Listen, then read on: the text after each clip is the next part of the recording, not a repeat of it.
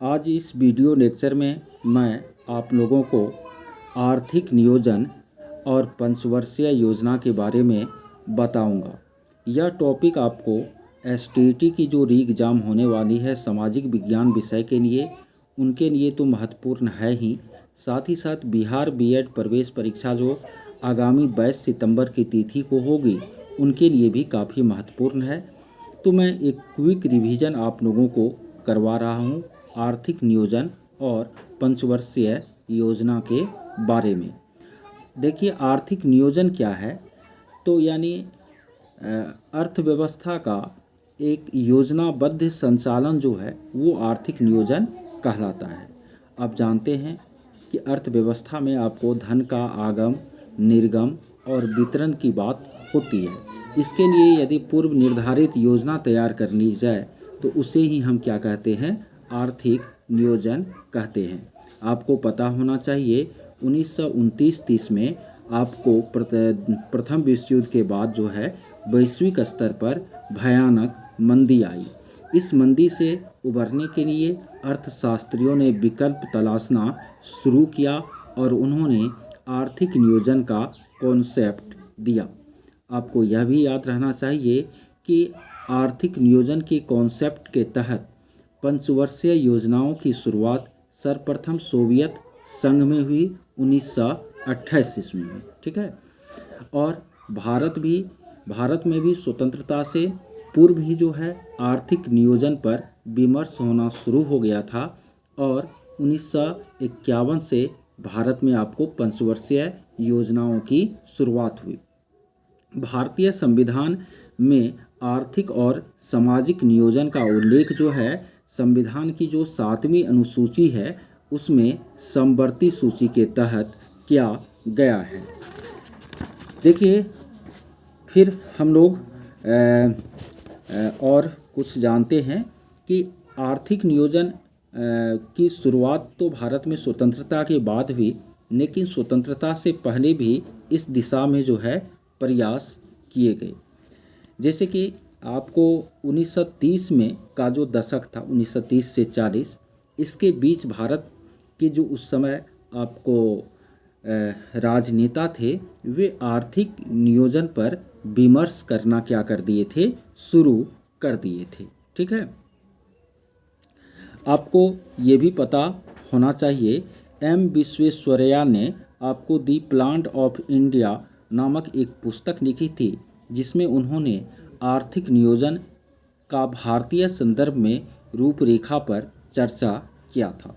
कांग्रेस अध्यक्ष सुभाष चंद्र बोस, यानी 1938 का जो भारतीय राष्ट्रीय कांग्रेस का अधिवेशन हुआ था, उनके अध्यक्ष थे सुभाष चंद्र बोस। उन्होंने आपको आर्थिक नियोजन के लिए एक समिति का निर्माण किया था, राष्ट्रीय योजना समिति का उस समय, और उनके अध्यक्ष उन्होंने नेहरू जी को क्या किया था? बनाया था। भारत में आपको इनके अलावे जो है मुंबई योजना, जन योजना, गांधीवादी योजना, सर्वोदय योजना, इन सब के द्वारा भी आर्थिक नियोजन की पृष्ठभूमि जो है वो तैयार हुई। ठीक है। देखिए,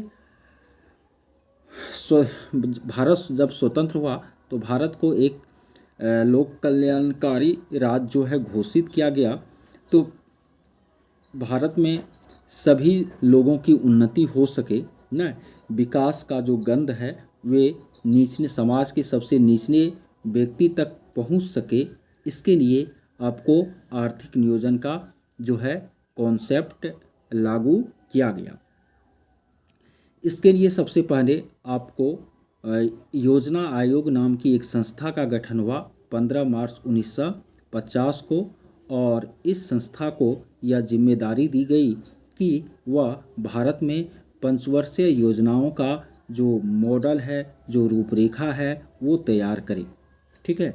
और इसके बाद जो है योजना आयोग के बाद एक और संस्था का गठन हुआ आपको राष्ट्रीय विकास परिषद का।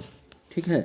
किनका गठन हुआ? राष्ट्रीय विकास परिषद का 6 अगस्त 1952 को। और इस संस्था का काम था कि जो योजना आयोग जो योजना तैयार करती है तो उनको स्वीकृति क्या करना, प्रदान करना।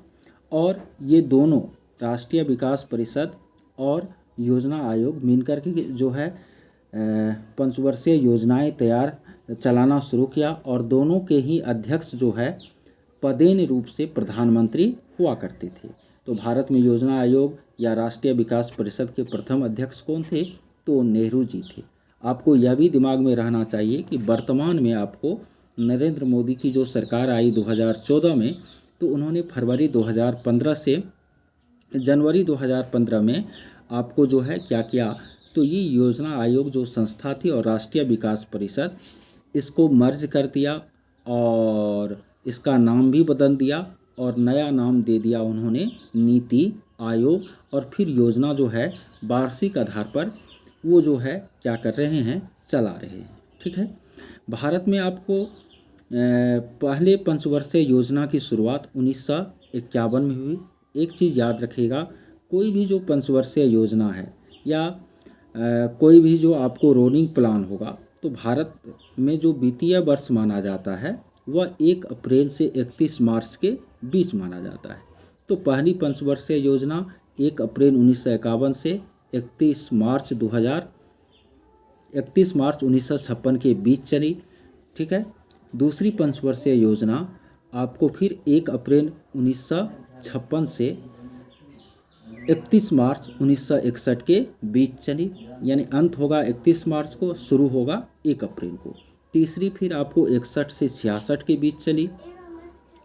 उसके बाद चौथा शुरू होना था, लेकिन कुछ खास कारणों से 3 वर्ष जो है वार्षिक योजना चला, 66 से 67, 67 से 68, 68 से 69, जिसको कि बहुत सारे अर्थशास्त्रियों ने योजना अवकाश का भी नाम दिया है। फिर आपको चौथी पंचवर्षीय योजना 1969 से 74 के बीच चली, पाँचवीं 74 से 79 के बीच चली, लेकिन 79 से 1 वर्ष पहले 78 में ही इसको ख़त्म कर दिया गया, क्योंकि उस समय नई सरकार का गठन हो चुका था, जनता पार्टी मोरारजी देसाई का। तो वो 2 वर्ष जो है रोलिंग प्लान चलाए, 78 से 79, 79 से 80। फिर आपको राजीव गांधी सत्ता में आए तो 80 से 85 के बीच जो है वो आपको कौन सा हो जाएगा, हाँ, छठी पंचवर्षीय योजना चलाई। फिर 85 से 90 के बीच 7वां चला। ठीक है, 90 से 91, 91 से 92 फिर वैकेंट रह गया, वार्षिक योजना चलाया, क्योंकि उस समय देश में राजनीतिक उथल पुथल थी। फिर 92 से 97 के बीच जो है 8वां चला।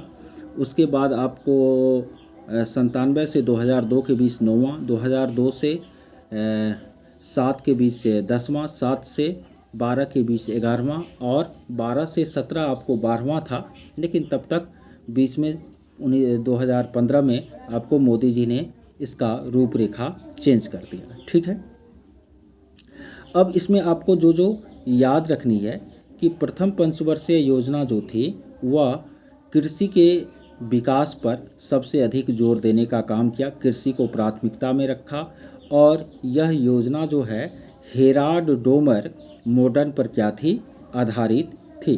प्रथम पंचवर्षीय योजना में ही आपको भाखड़ा नांगल परियोजना, दामोदर घाटी परियोजना, हीराकुंड, यानी जो भी बहुउद्देशीय नदी घाटी परियोजनाएं हैं, भाखड़ा नांगल हो या हीराकुंड हो न, इन सब का नींव रखा गया। और इसी योजना काल में 2 अक्टूबर 1952 में आपको अमेरिका के सहयोग से सामुदायिक विकास कार्यक्रम जो है वो संचालित किया जाने लगा। उसके बाद दूसरी पंचवर्षीय योजना 1956 से 61 के बीच जो है संचालित हुई, और इसमें आपको नेहरू महानोबिस मॉडल को अपनाया गया। पहला में हेराल्ड डोमर, इसमें महानोबिस मॉडल को अपनाया गया, और इसमें आपको उद्योग पर ज़्यादा बल दिया गया, समाजवादी समाज की स्थापना पर भी बल दिया गया। और दूसरी पंचवर्षीय योजना में ही राउरकेला, दुर्गापुर, ठीक है, और भिलाई, इन 3 जगहों में जो है आपको लोहा इस्पात उद्योग की जो है स्थापना हुई, जो कि सरकारी क्षेत्र में था। फिर तीसरी पंचवर्षीय योजना जो है वो आपको चालू हुई 1961 में, 66 तक चली। इसमें आपको कृषि और उद्योग दोनों पर बंद दिया गया। यह योजना उतना सफल नहीं हुआ, इसलिए नहीं हुआ क्योंकि 1962 में चीन का युद्ध, 65 में पाकिस्तान का, दो युद्ध भारत को लड़ना पड़ा इस योजना काल में। उसमें बहुत अधिक धन खर्च हुआ, जिसके कारण यह योजना उतनी सफल नहीं रही। उसके बाद चूँकि देश की स्थिति जो थी, आर्थिक स्थिति युद्धों के कारण डगमगा गई थी, तो 1966 में आपको पंचवर्षीय योजना तीसरी नहीं शुरू हुई। 66 से 67, 67 से 68 और 68 से 69 एक एक वर्ष का जो है वार्षिक योजना इंदिरा गांधी उस समय प्रधानमंत्री थी, उन्होंने चलाने का काम किया। फिर चौथी पंचवर्षीय योजना की शुरुआत 1969 में हुई, जो कि गाडगिल मॉडल पर क्या थी, आधारित थी। और चौथी योजना का मुख्य उद्देश्य जो था, स्थिरता के साथ विकास और आर्थिक आत्मनिर्भरता की प्राप्ति था। ठीक है। और इसी चौथी पंचवर्षीय योजना के काल में आपको 1974 में जो है भारत ने पहली बार परमाणु परीक्षण भी किया था। साथ ही साथ चौथी पंचवर्षीय योजना के काल में ही आपको जो है ये बैंकों का जो है राष्ट्रीयकरण करने का भी इंदिरा गांधी ने काम किया था। ठीक है, ये तो चौथी हो गया 69 से 74 के बीच। फिर पांचवी योजना जो है वह आपको 74 से 79 के बीच चली, और यह योजना जो था वह लियोनटिक के आगत निर्गत मॉडल पर जो है आधारित था। और पांचवी पंचवर्षीय योजना का मुख्य उद्देश्य गरीबी उन्मूलन और आत्मनिर्भरता था। गरीबी हटाओ का नारा जो है इंदिरा गांधी ने पांचवी पंचवर्षीय योजना के तहत ही क्या की थी, दी थी। ठीक है।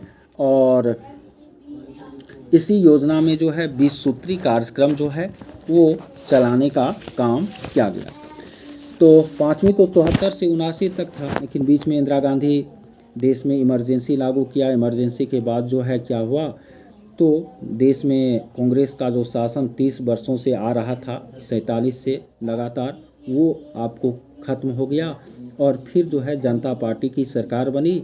मोरारजी देसाई 1977 में क्या बने, प्रधानमंत्री बने। तो जब प्रधानमंत्री बने वो एक अलग विचारधारा की पार्टी का नेतृत्व करते थे।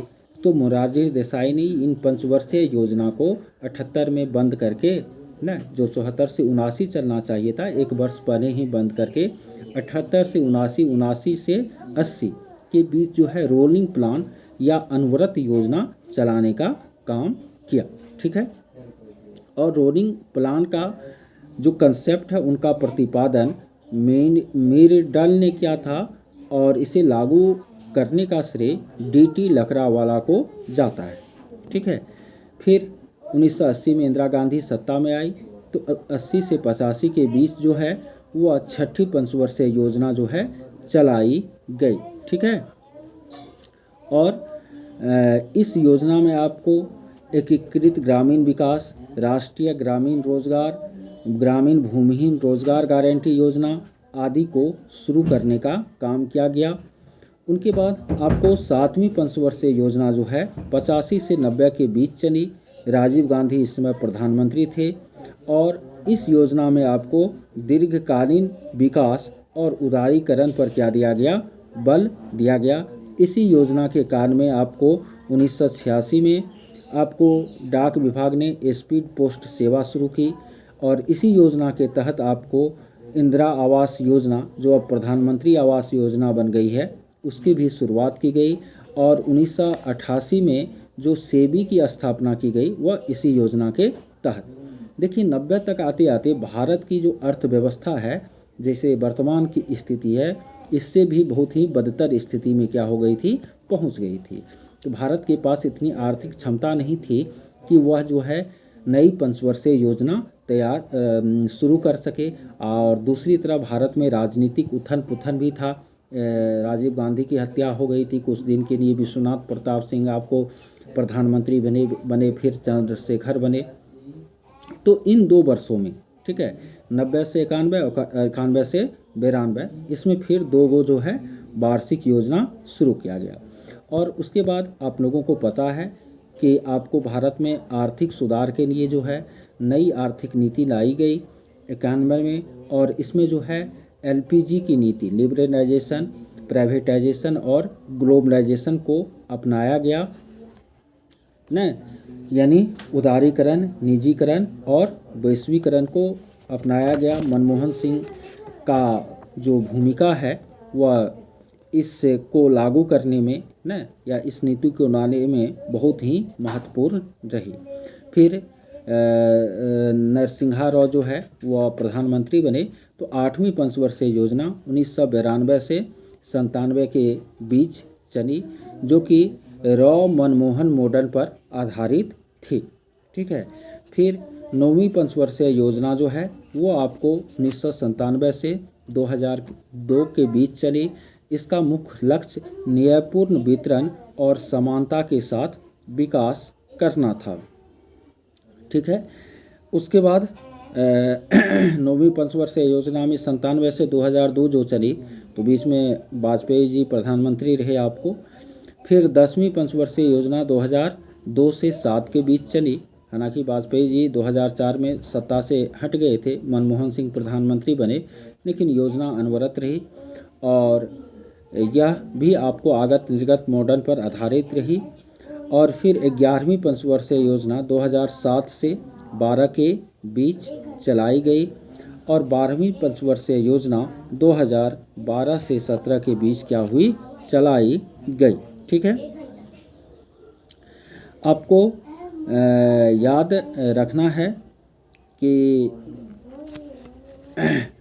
केंद्र में सत्तारूढ़ राष्ट्रीय जनतांत्रिक गठबंधन सरकार ने योजना आयोग को समाप्त करने के पश्चात अब पंचवर्षीय योजना को समाप्त करने की घोषणा की है। इसके स्थान पर 15 वर्षीय नेशनल डेवलपमेंट विजन बनाया जाएगा, जिसका प्रत्येक तीसरे वर्ष पर समीक्षा होगी। यानी मोदी जी ने योजना आयोग खत्म करके एक 15 वर्षीय नेशनल डेवलपमेंट विजन जो है वो तैयार किया है और इसमें कहा कि प्रत्येक तीसरे वर्ष पर इसकी क्या होगी, समाप्ति होगी, समीक्षा होगी।